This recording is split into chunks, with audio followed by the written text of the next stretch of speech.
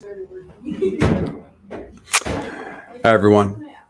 Welcome back to another live session. As always, super excited to be here. And thank you, everybody, always for showing up and being a part of our community. I'll mention this a few times during the live session today. I will be off the next 2 weeks. So I just always want to introduce that. I'll put something in the YouTube community tab as well. Just anytime I'm going to be off or not producing content, I just want to let the community know. So again, live today, off for 2 weeks. Vacation was not planned around the live sessions, obviously, which was a little bit of a mistake on my end. But I'll be back in a couple of weeks. So obviously want to cover as much as we can today. So let's dive in. Thank you so much for being here, and we'll get to questions really quickly. So I want to highlight the 3-part series that I did on utilizing ChatGPT to help you have better interview success. I focused in on Google. Okay, so we did GCA, general cognitive ability, G&L, the googliness and leadership interview, and then the RRK, the role-related knowledge interview. But all that content can be repurposed for any company, any interview. If you follow those steps, you are going to have tremendous success. Those videos have not performed well. Watch them on 2x, go into the YouTube descriptions, grab those prompts. Those 3 videos are going to save you a tremendous amount of time if you take those tips and tricks. They're going to help create great questions for you. They're going to help identify your best behavioral examples, and they're going to help you create clarifying questions, frameworks, and pre-planned assumptions. And you can get all that done in 10 minutes. Now, of course, you're going to have to put in some work after that, of course, but 10 minutes of time to have a really good roadmap and structure. Please trust me, those videos are going to be game changers for your anxiety and stress and speed up the time. So I strongly encourage that you watch them. Again, really low performance on those videos, and that's fine. I'm here to produce for the community that cares about my content. And I'll just tell you, if you watch those videos, 2x them, I'm low and slow, you're going to get tremendous value, and you're going to have a prep plan, which is just absolutely critical for success. So today, the avoid the fluff, make your interview answer specific. Sometimes when I don't put big tech in the title, it leads to a smaller audience. That's okay. As I've mentioned multiple times, the audience in 2023, it's been slow. It's been a sleepy hiring year, big tech and just across the board. So I'll hang out as long as questions come in. Everything's on the table. And then in our downtime, we'll talk about why specificity in your answers is so critical for interview success. As you're coming into the live, let me know where you're visiting from. And again, any and all questions are welcome. I'm just going to do a quick pitch on my services, and then we'll dive in. If this is your first time here, my name is Jeff H. Sipe. My business is practiceinterviews.com. I do one-on-one interview, one-on-one negotiation coaching, and I have a killer interview mastery course as well. The AI tool is in dev, and the initial beta will be out in the next 2 to 3 weeks. I'm going to do a pilot test audience of only about 5 to 10 people. I'll be reaching out to individuals to get them to hop on to that beta. Then every couple of weeks, we're going to open up the AI tool to more and more people, ultimately getting it probably into the hundreds before the end of 2023, with the paid version of the AI practice interview tool coming out in January. And then we'll iterate, we'll continue to improve on it. Actionable feedback is what's going to be delivered in that AI practice interview tool. And it will be a game changer, and it will come in at a price point that I don't want to say everybody can afford, because I don't know people's personal finances, but it will be very affordable, and the actionable feedback is going to be great. And then the number one piece, and again, I want to get to the questions really quickly, is user feedback is the only thing I care about. I want to make sure that the users are having a great experience. And so that is my primary focus. I will only make decisions that are based on what you, the users, are telling me. And so that is, I am laser focused in on that item, because nothing else matters if the users don't like it. If you like what I'm doing today, smash that like button. If you've never subscribed, I go live every Tuesday, 10 a.m. Pacific time, new original content every Monday, and new shorts every single Wednesday. I'll be off the next couple of weeks from live, but let's dive in and have some fun today. Again, thank you so much for being here and for the listening through the long warm up today. It's usually not that long.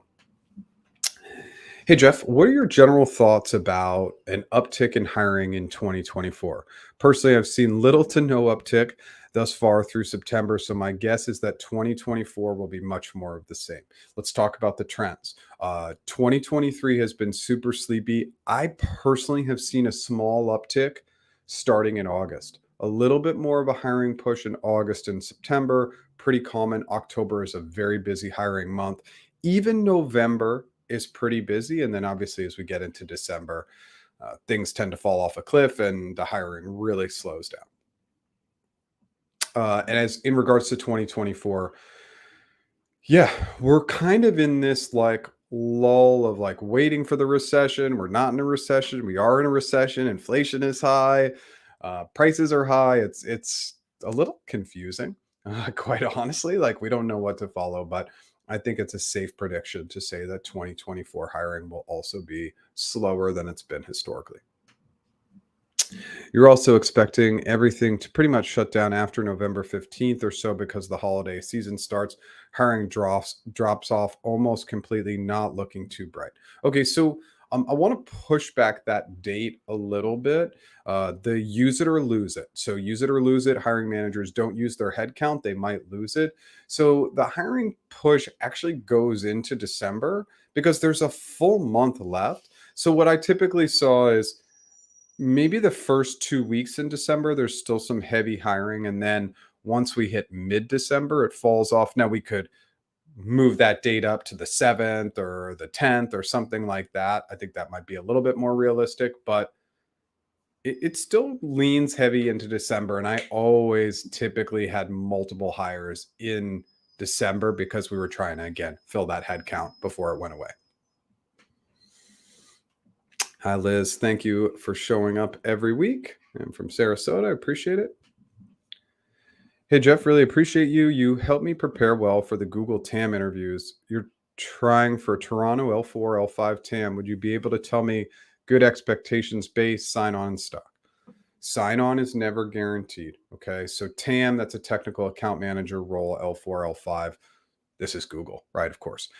So sign ons are funky. They're funky as all get out, and that might be a weird way to say it, but I've negotiated over 500 offers with Google between my time there and since I left, and the sign-ons, there's still no logic or reason or method to the madness. I can tell you in all those offers, I've only seen one sign-on at the L7 or below level exceed 50K. So L3 to L7, 50K is usually the max in any country. So that's just something to note. Are you going to get a 50K sign on for an L4, L5 TAM role in Toronto? No, it's not going to happen unless you have something overwhelming, some sort of competing offer, some sort of big stock vest coming up. Now, base on a TAM L4, L5, 120 to 150-ish is probably a likely base salary for those two levels. Equity is going to fall probably in the 200K range USD for an L4, 300K range for an L5. I mean, total comp, what you're looking at is probably, in the ones, high ones for a 4, into the low to mid 2s for a 5. TAMs are not the best paying role. They're just not. I mean, I don't know how to qualify or validate that, but of the client-facing technical roles, it's the worst paying. Now, let's put everything into perspective, right? Like it's still a very, very good paying job in comparison to the rest of the world, right? So it is a good paying job, but in comparison to the other client-facing technical roles for GCP, it's the lowest paying. Okay, just things to note. I hope that helps. Hey, Jeff from LA, my neighbor up north. For the group, there have been delays with folks in the interview process due to a reorg with the recruiting layoffs. Okay. Any thoughts on the differences on the final round interview with team members versus previous round My recruiter told me it would be an RRK. So let's go back. These are let's address each one of these separately. So there had been some delays. You lay off over 500 recruiters.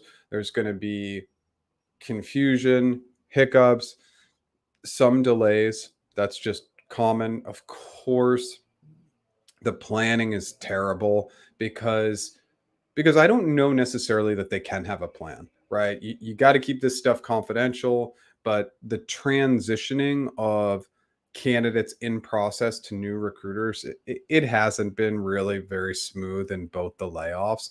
So, yeah, there's going to be some hiccups. So, thanks for addressing that. Just be ready for that. And then the final round. No, the final round is like, it's so dependent on so many things. And oftentimes that can just be interviewer availability, right? That can be what happens during the process. Like maybe the RRK was part of the initial process, but then the interviewer wasn't available. They're just trying to get through all the interviews. There's nothing really truly different on the final round. Now, for some roles, yeah, like for some roles, they like to wait and do the presentation round last, which makes sense. There's a lot more work, more stakeholders involved, etc. But you just got to crush all of them, right? So don't worry about what comes first or what comes last. Just do great in all of them. But it's not. I haven't seen that level of rigidity over the years that one needs to come before the other. Now, sometimes that is the case, but typically it's not that important from what I've seen. I watch all vids at 1x. I want the full experience. That's funny.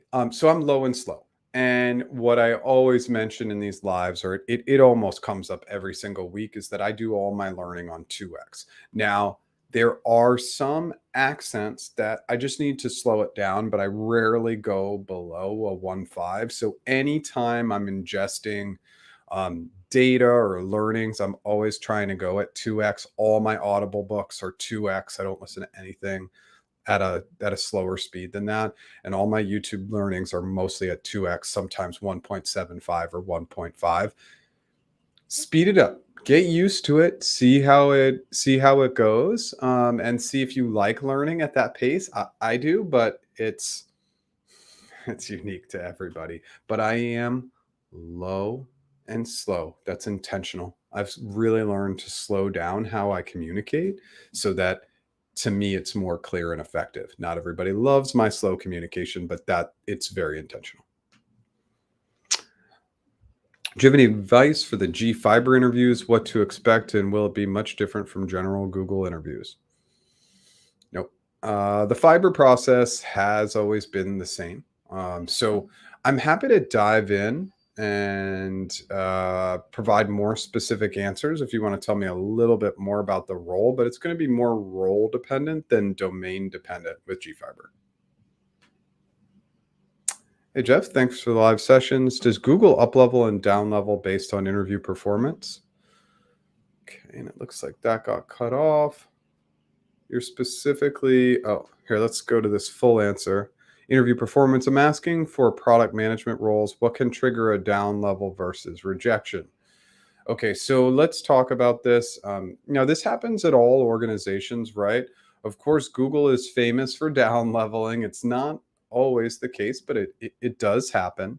Up levels are extremely rare. Okay, and so when we talk about an up level, if you go to hiring committee as a 5, getting bumped up to a 6, you're talking about less than 1%. Now, if you go in for a product manager L5 and you get down leveled to a 4, what's the percentage there? Maybe it's 33%, right? So it's a million times X. And my math's not good here, of course, but it's a much, much higher likelihood that you get down leveled versus up leveled. I have seen it. I've seen 2 up levels.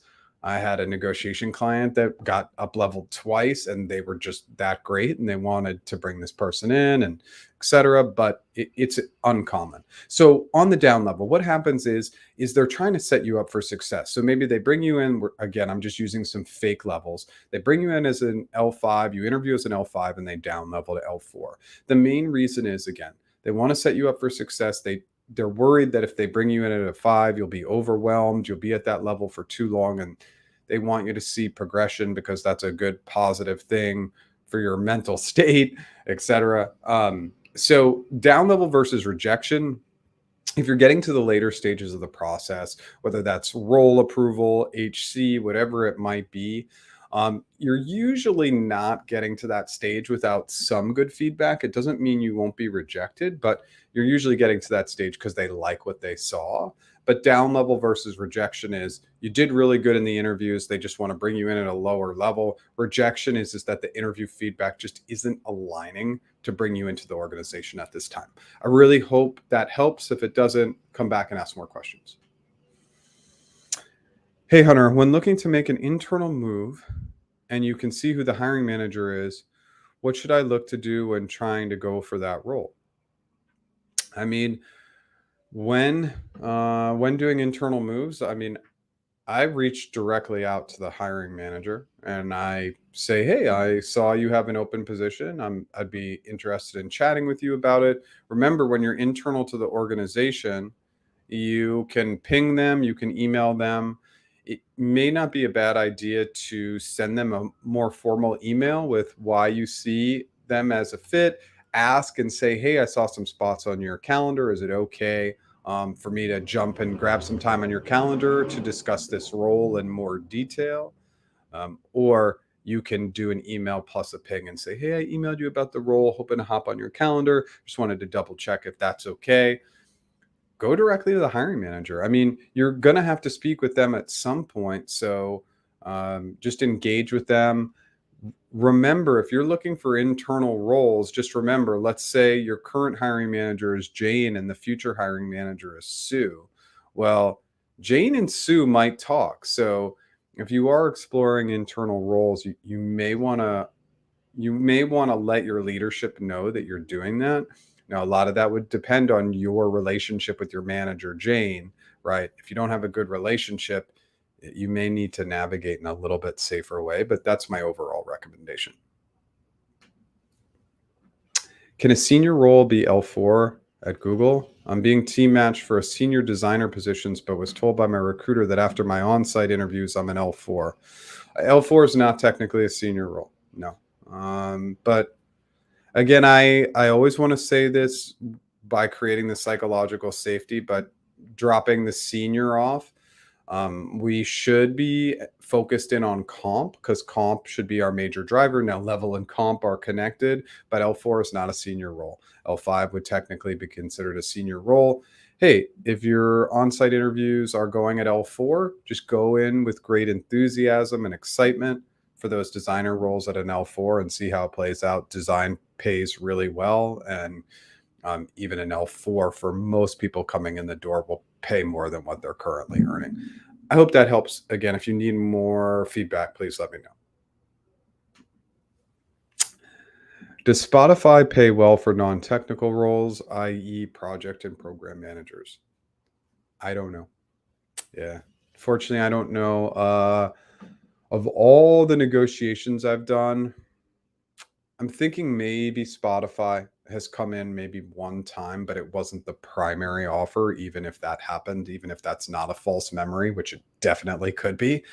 So I do not have a lot of experience here. Levels.fyi, that's one. And then Team Blind, that's two. And then with Levels, remember with Levels, the magic trick with Levels.fyi is basically all you need to do is you need to look at what software engineers make, take a look at what they make for your level, and then times it by 70%. Usually non-technical roles are paying about 70% of what software engineers make. Is it the perfect formula?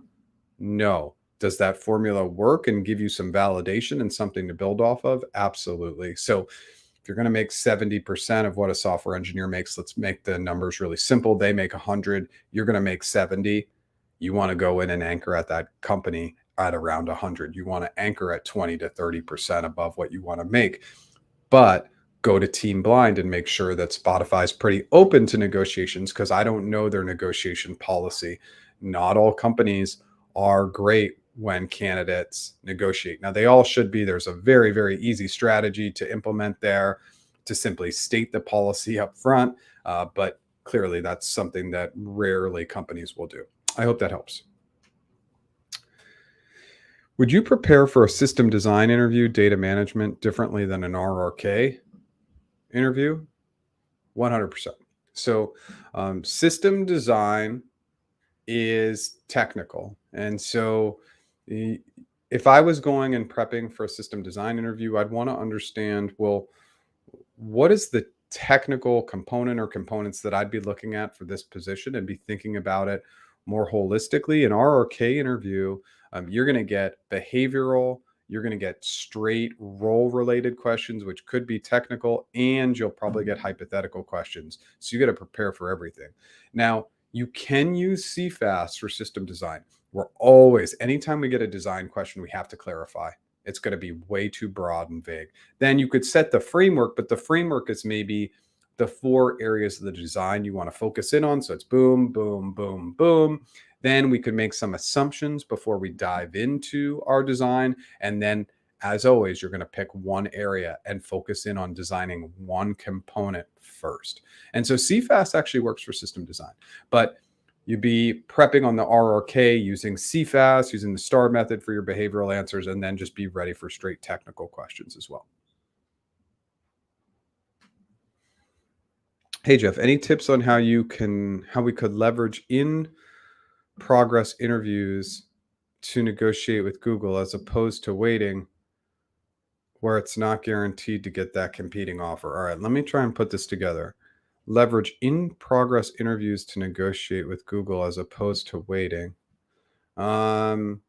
Well, Google's not going to do anything if you're in process with other companies, if that's what you're saying. I'm not 100% sure. But if you're in process with other companies, they're not going to say, "Oh, we'll give you more money."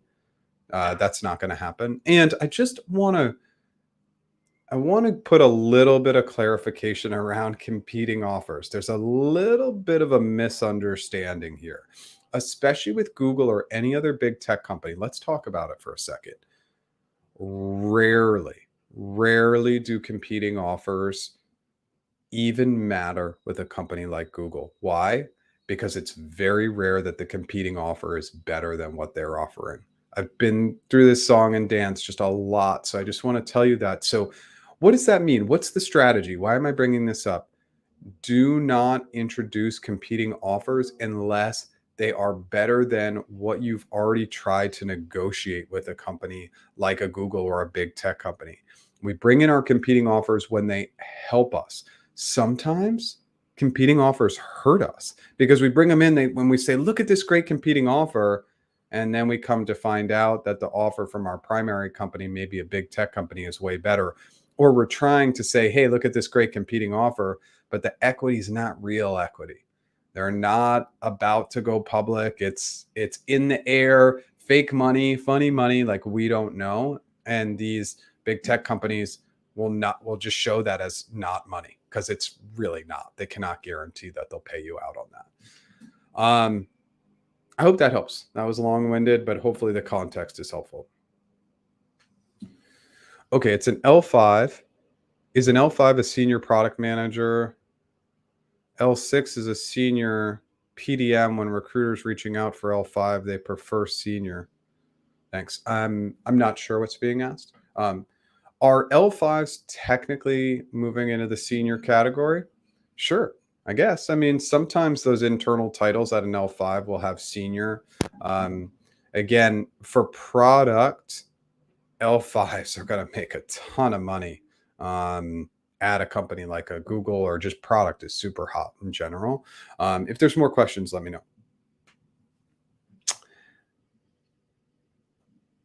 Can there be timestamps to the point to your topics versus all the questions? Okay, let's just read this again. Can there be timestamps to point to your topics versus all the questions? Everyone has valid questions, but you can't listen to all of them. No, I mean, that would just, I think that from a timing perspective, I'm trying and love to be with the community as gracious and kind as possible with my time, but actually going in and topic identifying and timestamping in that way, I just think that that would be too time intensive.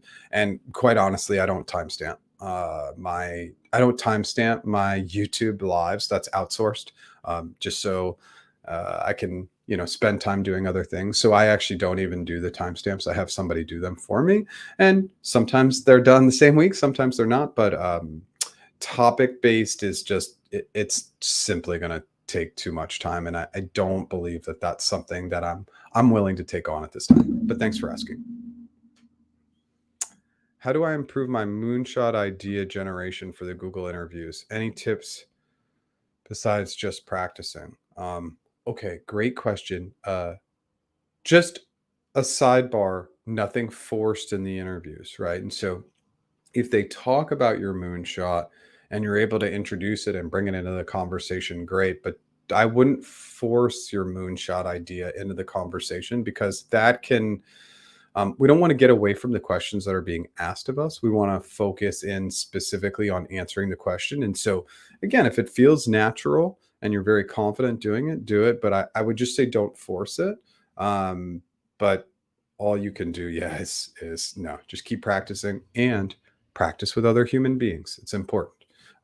Right now, that's the best practice. I think AI is going to get really good at it really soon. But right now, I would say practice with tools, practice with other humans. I tend to speak faster, but seeing Jeff speak at this pace lets me practice at a speed for the interviews, etc. Yes, and let's talk about mirroring. I've taken a little bit of a step back from mirroring, but it's something that we naturally do. So when somebody's speaking faster, faster, faster, faster, we're going to pick up our pace, pick up our pace, pick up our pace. When somebody's low and slow, like me, you're going to tend to slow down your pace. You want to notice body language, all those things, but we're going to naturally mirror quite a bit. If somebody's speaking fast, you actually want to pick up your pace a little bit, go a little faster, but over time, we're going to slow them down to a slower pace to match our pace, our speed, so that we're being really thoughtful with our words. But we do want to recognize people's pace, because if you go really slow like me and you have a really fast talker, somebody is going fast, fast, fast, fast, fast, you got to adapt to it and ultimately bring them down a little bit. I hope that's clear. Let me know if that doesn't make sense.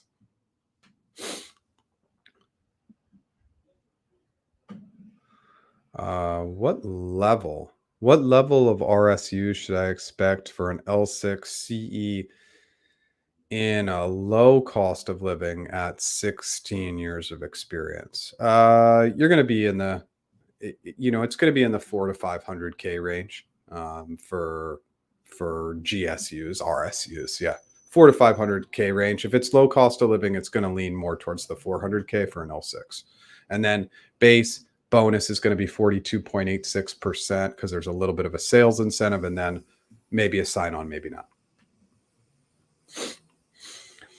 I have a query related to candidate selection in Google by HC. If the candidate performs above average in all rounds, however, the GCA performance just average, then it will make negative impact.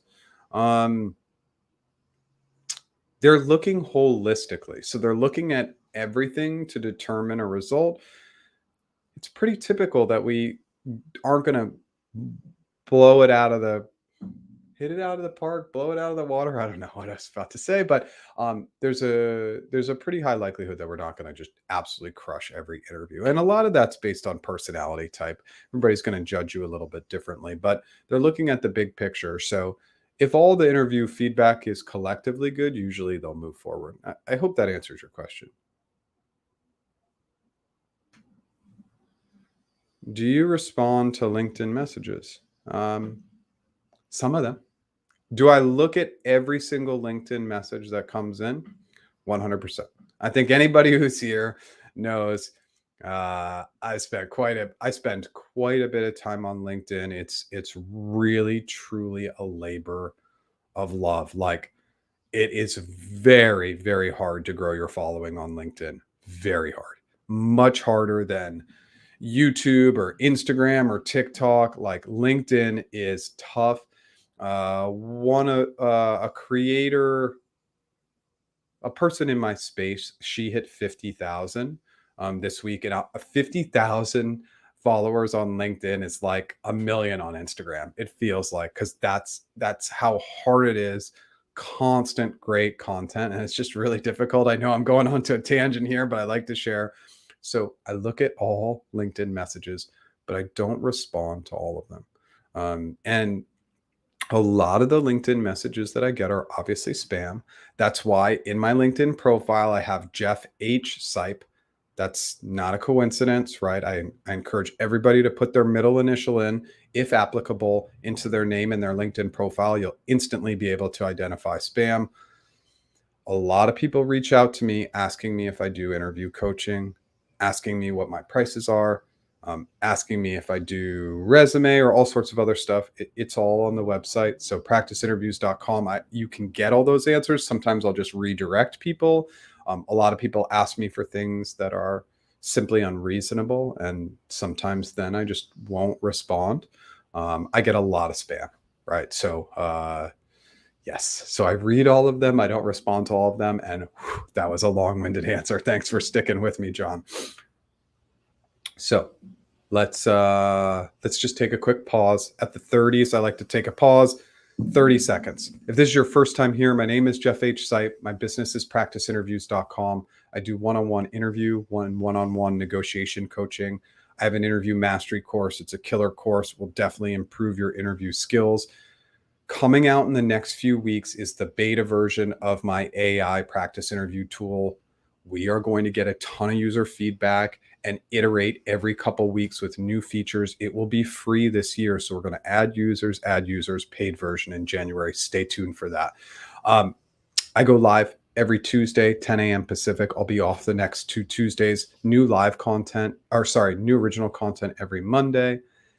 And new shorts now coming out every Wednesday. If you like what I'm doing today, smash that like button. If you've never subscribed, consider subscribing.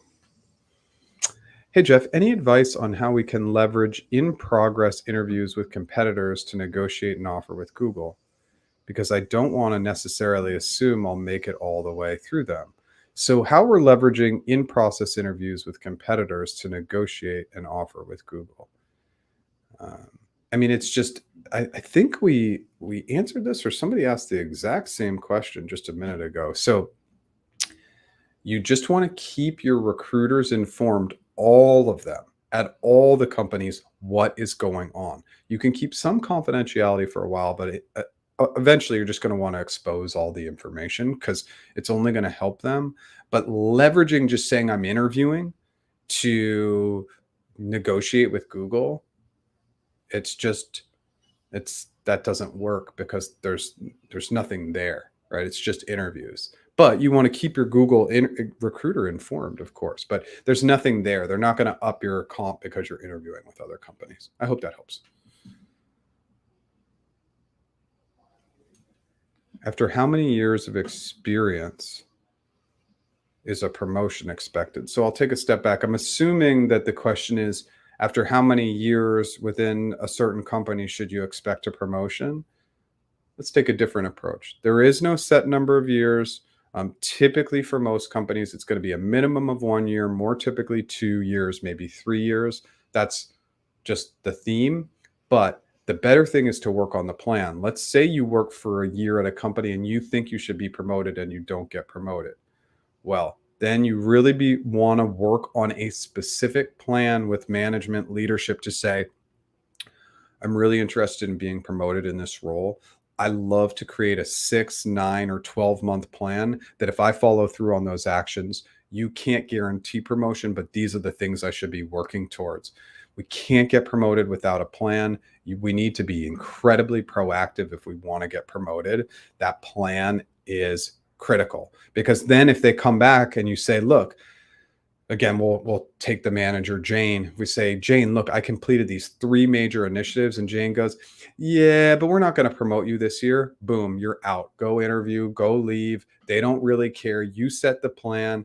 And Jane said, hey, if you can complete these things, we can get you a promo. If Jane doesn't stick to her word, they're not going to promote you in a timely manner, and it's time to go.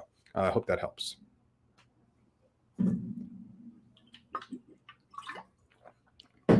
Does a salary for a solution architect role roughly align with a software engineer role? No. No, a solution architect is probably going to be about 85% of what a software engineer makes, give or take. On hiring for non-tech roles like sales, marketing, G-tech, and partnership roles on the supply side, I've heard from internal sources that reorgs are being announced with some of these teams. Okay. And this could mean a disguised layoff for these non-tech business orgs within Google. There could be backfills, but few and far between. First of all, I just want to say thank you, because the people who are watching right now, like, this is information and it's just valuable to us. And so it doesn't have to be all questions. When the community comes in with information, you're just providing value. And I love that. So I'll be a little bit transparent. I've heard some whispers of some things that are not quite the same as this, and I'm probably going to keep it relatively confidential. But there have been some whispers of, potentially at Google, some freezes, some layoffs, just whispers. I haven't been able to confirm anything. But yeah, basically they can say, okay, this was redundant, this was X, this was Y, and more people get laid off, but it's not a technical layoff.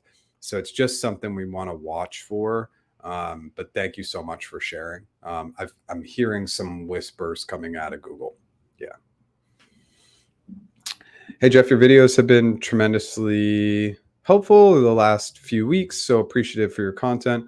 Husband had an on-site interview split between 2 days, last being 9/25. He felt he did well, but is yet to receive feedback. Touch base with the recruiter on Friday, and she's hoping to hear back this week. Bad sign, or do they make people sweat a little bit?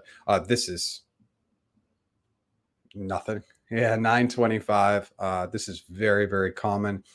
Interviewers are supposed to have feedback in 48 to 72 hours. It just never happens. The fact that the recruiter has responded is always a positive sign. So everybody sweats it out in this Google process. Or I don't think you said that.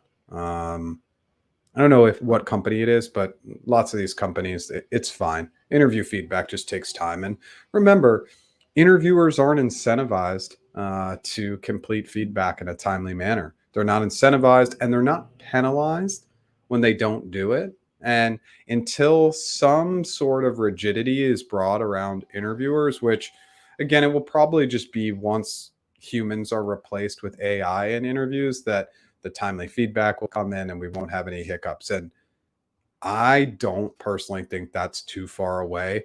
I think AI will be better interviewers than humans. They'll show up on time. There'll be full engagement. The feedback will come in immediately. It's going to speed up interviewing. AI is going to change interviewing completely.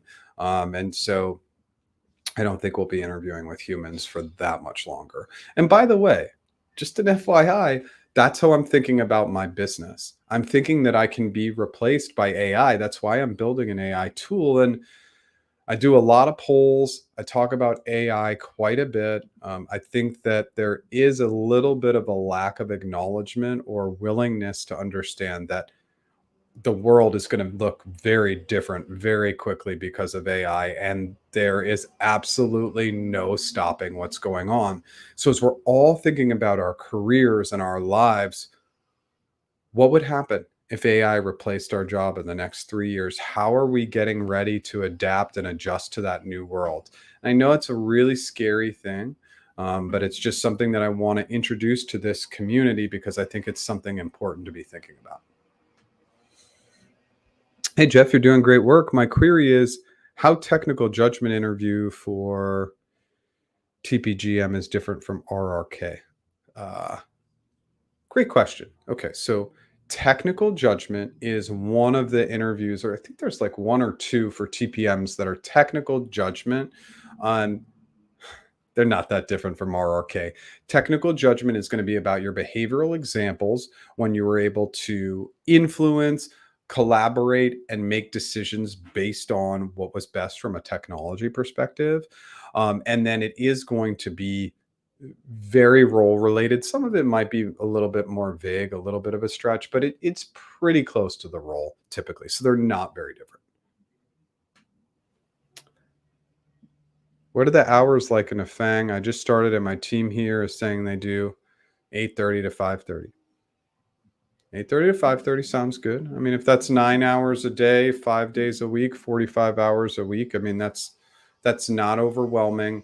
Remember, it's team by team specific, manager specific, your how productive you are specific. So there's a lot of different factors in there. What I can tell you is that in big tech, it's pretty rare that they won't let you work as much as you want to work. So it's really about setting your own boundaries, shutting your laptop down at night, on the weekends, not taking it on vacation, because if you're willing to do the work, most managers will let you do it. There's very few managers who say, hey, leave your laptop at home, stop answering emails at this time. You just won't get a lot of that. If you do from your leadership, that's a great sign.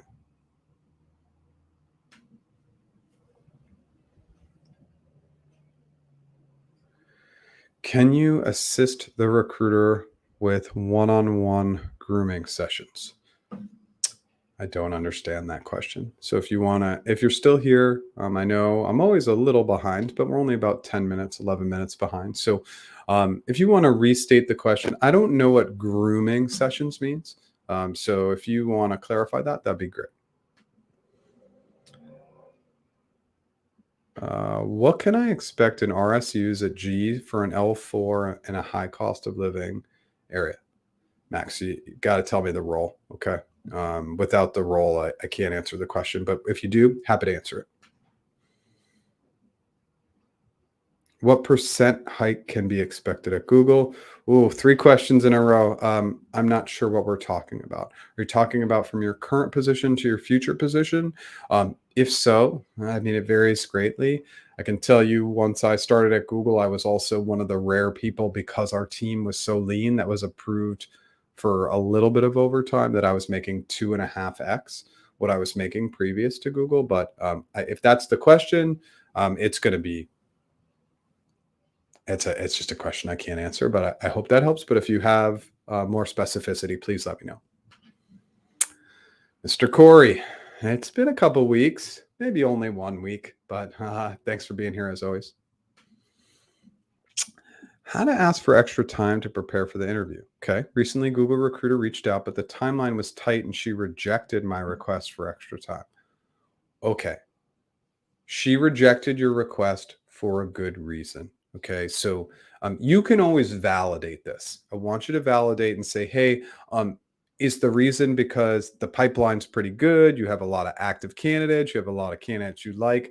Recruiters don't shut down extra time just to shut it down. They're going to shut it down for a reason. And typically, if you asked me for extra time, I would only shut you down. I would give a valid reason why. This is a communication challenge with recruiters, but I would validate why. I would simply say, hey, unfortunately, we have a number of really strong candidates in the pipeline, and I want to give you the opportunity, but because of that, I actually can't extend your interview time because you might not be considered. That's how I would have communicated that to you. But that's likely the reason why they don't reject extension for time based on nothing. I haven't really seen that historically. Okay, Liz, so happy I followed your advice and applied via referral, but I've only received a single email from a contractor recruiting saying they passed my CV on to another recruiter, and if you don't hear back within 8 weeks, you try again. But by the end of the year is up, should I respond to her? If so, how? I would say give it a little bit of space, Liz, but if you haven't heard back in like a couple weeks, just follow up. Remember, your referrer can always do a little bit of poking and pushing for you. So utilize your referrer to also be a pusher for you. Okay, so do both and keep us posted, of course. Have you heard about a hiring freeze for CE roles at Google? I've heard whispers of a freeze. And this is not to scare anybody. And trust me, freezes come, they impact my business tremendously. So it's not news that I want to hear, but I have heard a couple of whispers about a potential upcoming freeze. Would CEs be impacted? Maybe. That's all I can say. That's all I know. I don't have more data, and I try to be really respectful in how much I push. I try to get data occasionally. This is an area where I've heard a couple whispers, but I have not pushed on getting feedback. If it's going to happen, it's going to happen. I want to obviously have that awareness for my clients, especially the negotiation clients who are at the end of the process. But I've heard a couple whispers. Google engineering manager role. Yeah, week plus for feedback is pretty common. What's the difference between compensation for a software engineer, product manager, and technical program manager? This is a great question. If we were to take a snapshot, let's look at a company like a Google. It's easy one to look at. Software engineer and product manager make the same. Product has really come up over time. It's really hot. So software engineers and product managers are making about the same amount of money. And a technical program manager, this role has also come up in compensation quite a bit. That's going to be at about 90% of what a SWE or a PM would make. And so these are three very, very good paying roles. They're very hot in the market. And if you feel like at any company, they're not compensating you appropriately, keep that in mind, because these three roles should be paying very, very well, with product and TPMs especially really getting pushed up over the last couple of years, 2 to 3 years. Can you conduct mentoring workshop for a recruiter? Okay, so I think I want to go back to your initial question. Can you assist with the recruiter one-on-one grooming sessions? And then can you conduct mentoring workshop for a recruiter? I've always wanted to more broadly help recruiters increase their skill set. And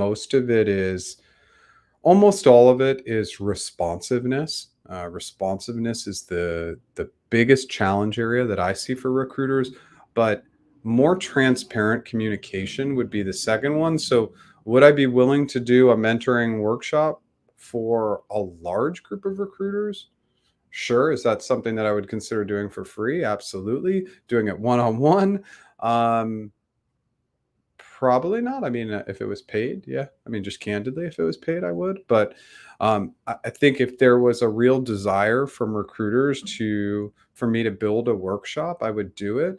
I think what surprised me the most over the last 12 to 15 months is how few recruiters in big tech have reached out to me. All the Google recruiters, Amazon recruiters, Meta recruiters, all these layoffs that have happened, and I've barely heard from anybody. And I just assumed, well, they would think that I could help them. I had a conversation with a former Google recruiter last week, and they reached out to me, and we did some work on their LinkedIn, their resume, and I was happy to help because they were an old friend. But I just don't hear from people. And obviously, I hope I have a pretty good pulse on the market. So I feel like I could be helpful. And that's the goal.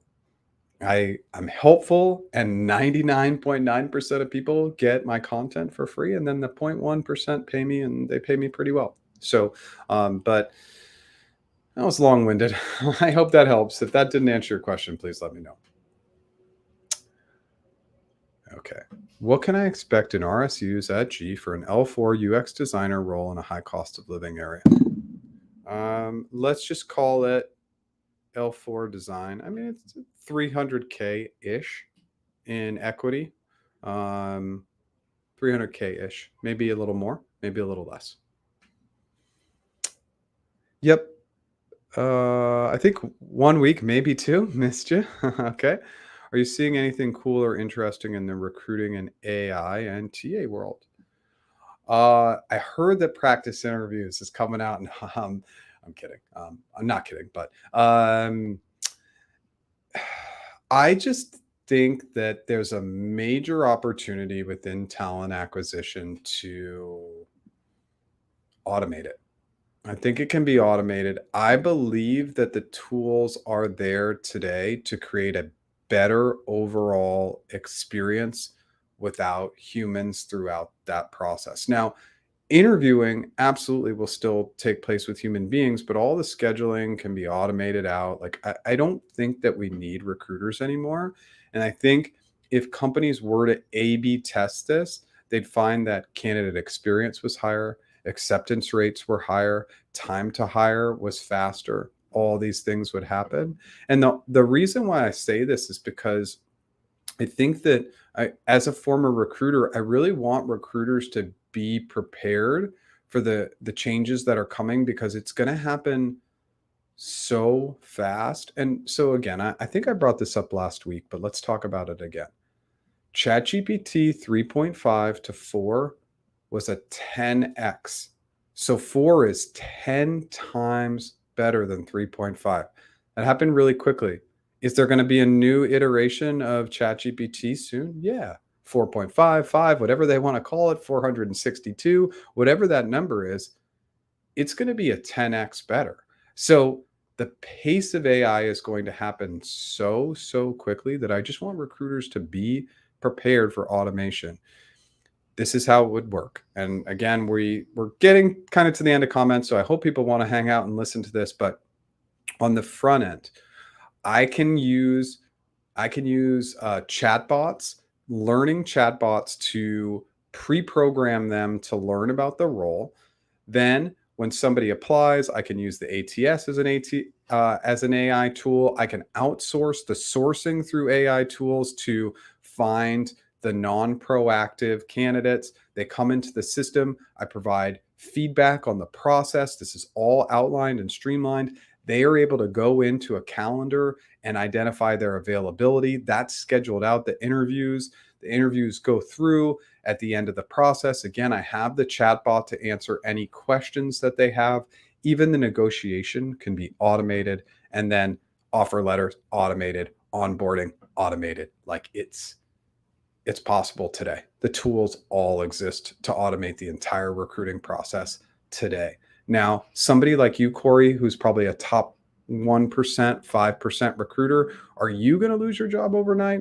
No, but for the 80 to 90% of recruiters who aren't really responsive or excelling in their communication skills, they could be automated out pretty quickly.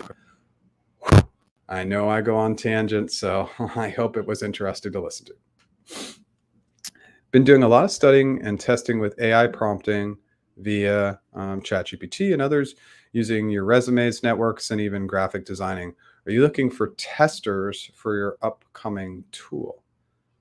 So this is a great question. I will be. So what will happen is once we roll out the real initial beta, and again, I'm going to identify some people there, just 5 to 10 people. We'll create a landing page, and then we'll have a sign up waiting list for people who want to be introduced to the beta.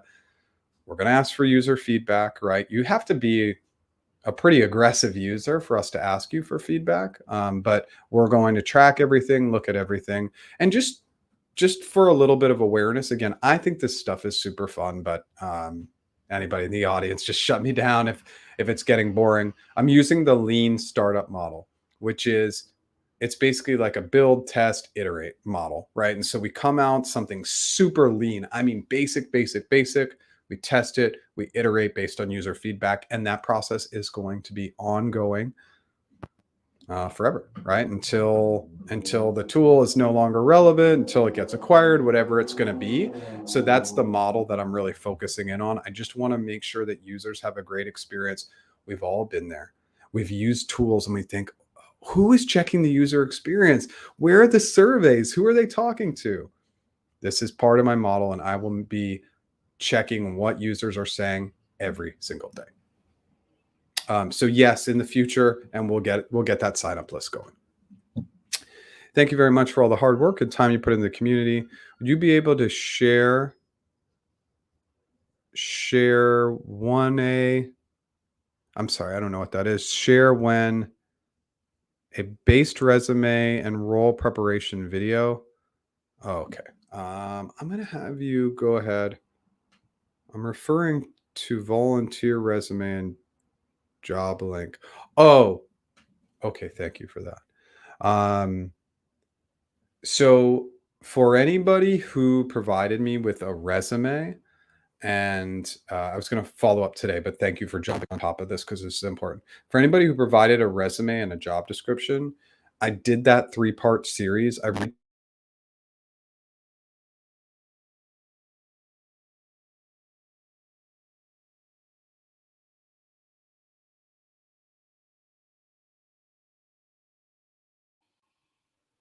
Sorry, lost the mic there for a second.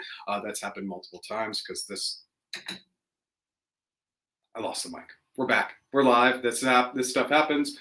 So some people provided resumes and job descriptions with me. I went and did that 3-part Google series. I would like to hold on to those because I may be doing future videos on those, but I definitely reached out to the people I was using their resume and job description for. So if it hasn't happened yet and I didn't reach out to you directly, it probably means that it wasn't in this initial set, but maybe used in a future set. I'll reach out to everybody directly today. So thanks for the reminder. Hey, Jeff, how do you feel about AI ChatGPT's impact on UX content design writing jobs in the coming time? Should UX writers prepare for an alternate plan B career change? Thank you so much. So I do think that writing is one of the low-hanging fruit pieces where AI is going to have a tremendous impact if you're not already seeing it. Now, design is a little bit different. So there's some design, content design and writing. So content design can utilize AI to make things better. So I think it's about the ability to adapt and adjust to the tools, but straight up writing, we're obviously really seeing that AI can do a lot of the writing for us. I hope that helps, but I'm not sure. I would look for relevant and like roles. I don't want you to make the hugest pivot right now because user experience is critical and design and writing are critical. The writing component, though, AI seems like that can take care of that today. I hope that helps. In an interview with a hiring manager at Google, what's a good way to make a good first impression?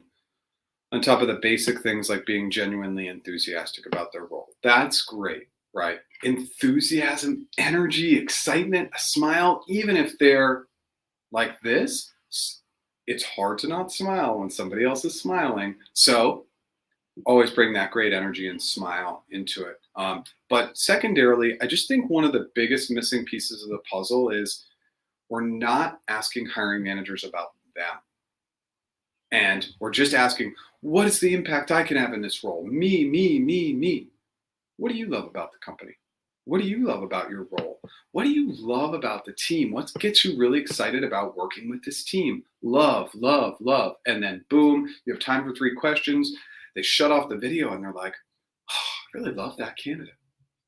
They don't know why. The reason why is that all the data and science backs the fact that the more people talk about themselves, the more they like you. This is just data and science. And I just think this is the missing piece of the puzzle. When asking questions at the end, I would ask them about themselves. Can I guarantee that that works every time? Of course not, but it's my recommendation. Hi, Jeff. I'm asking on behalf of a friend for a TPM role.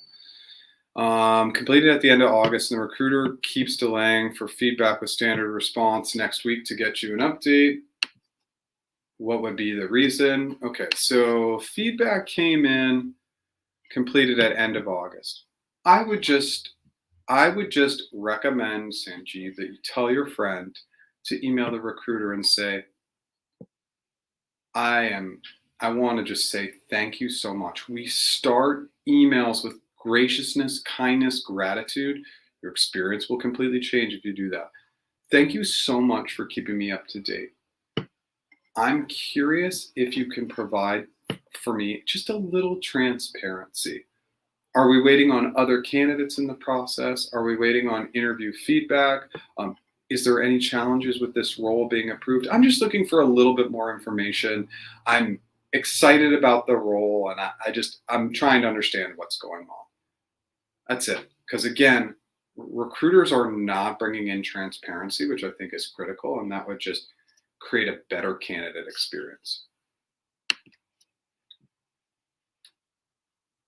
Do you think a project manager can be replaced by AI? I think program and project management is relatively safe right now. And it's not because AI can't design like the steps of the project and all that stuff. It's the people communication that just makes it really hard to replace project and program managers. I think that's a very safe role, in my opinion.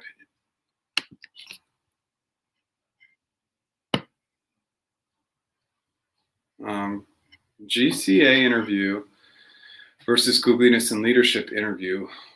What to expect?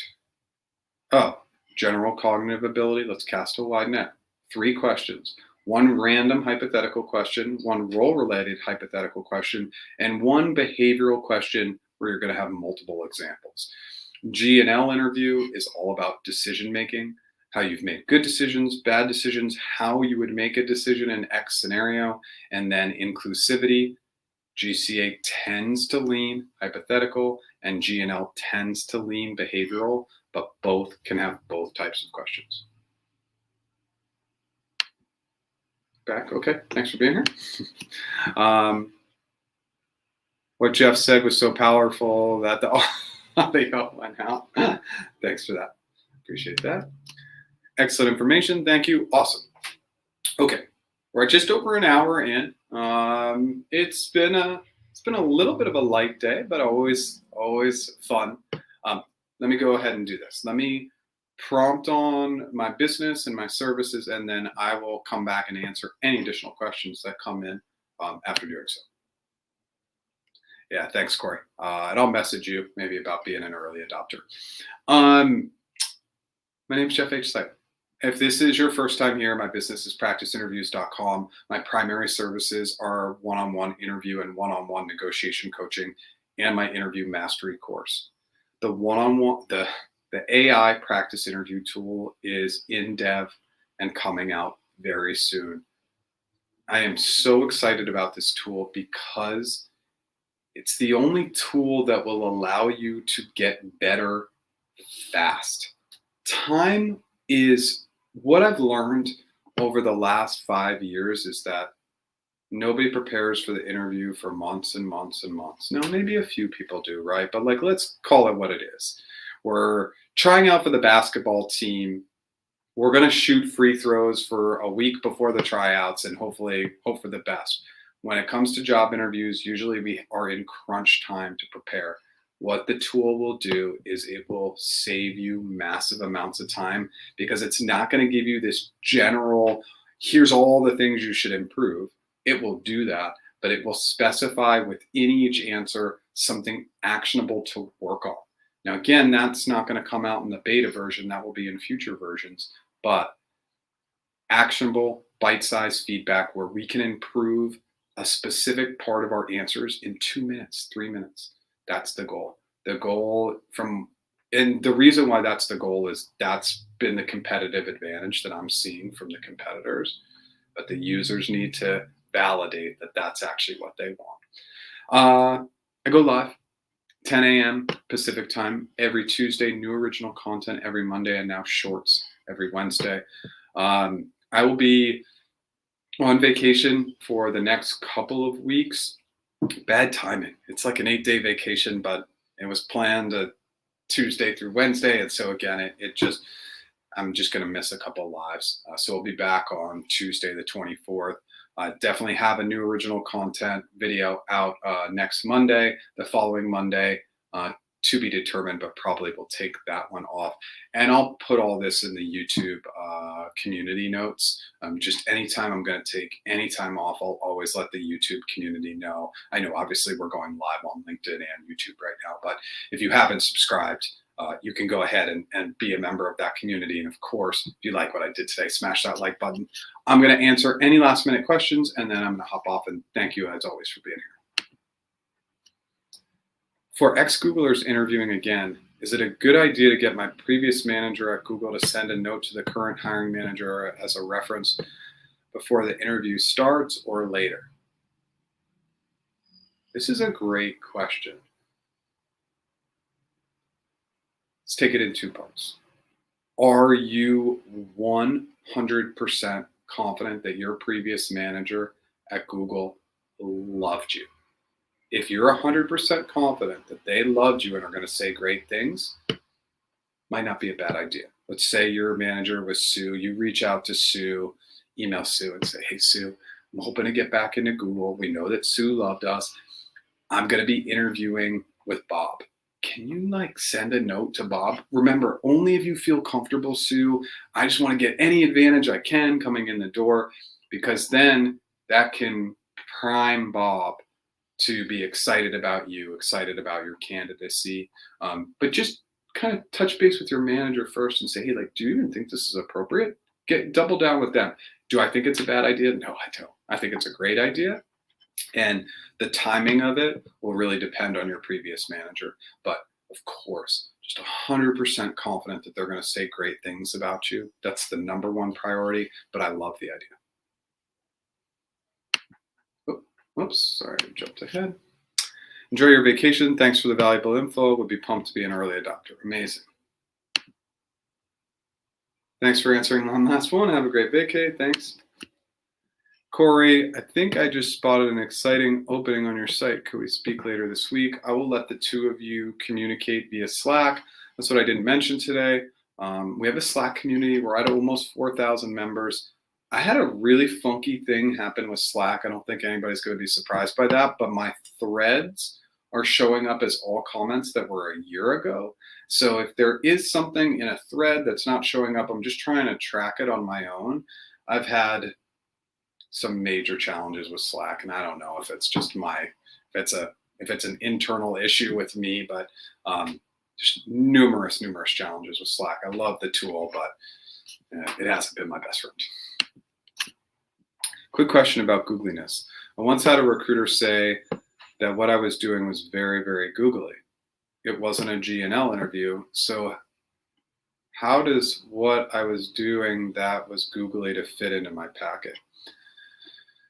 Googly is a lot of different things, and there's really no one perfect explanation for it, but it's just kind of this graciousness and kindness, intellectual curiosity, high emotional intelligence, awareness, inclusivity, all these things. So they obviously saw that in you and just wanted to highlight it and call it out. They're looking for that throughout. Basically, that's culture fit. And Google looks for good people. So that's going to be something that will show up in all your interviews, not just the googliness and leadership.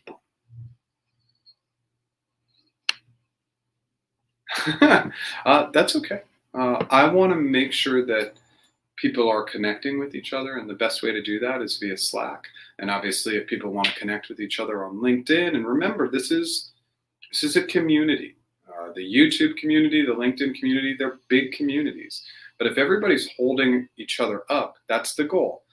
Are there going to be some haters in there and some people who don't love everything that people are saying or I'm saying? Of course.